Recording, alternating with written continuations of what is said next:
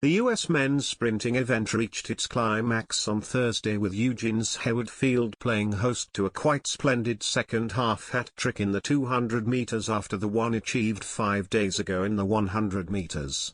This time the stars of the show were Noah Lyles, Kenneth Bednarik, and Knighton, who repeated what Justin Gatlin, Wallace Spearman Jr. and John Capel achieved in Helsinki 2005, with the second All-American podium in the men's 200 meters.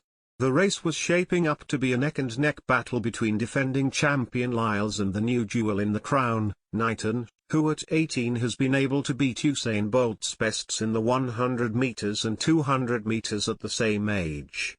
Lyles, who could only finish third in Tokyo, had a thorn in his side and arrived in Eugene eager to put the doubts surrounding him to rest, especially after Knighton's exponential media growth.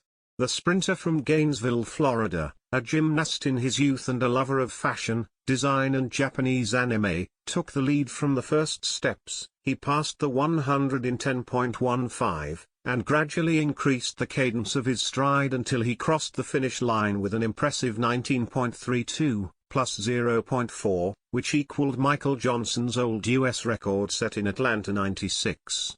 Seconds later, the record was corrected, 19.31, and Lyles exploded with joy, aware that, in addition to beating the Waco Express, he had become the third fastest man in history in the 200 meters behind Usain Bolt, 19.19, and Johan Blake, 19.26.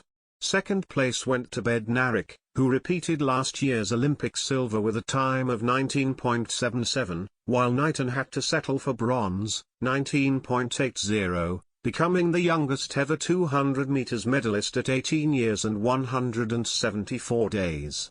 Knighton is a newcomer to track and field, a sport he only took up in earnest in 2019.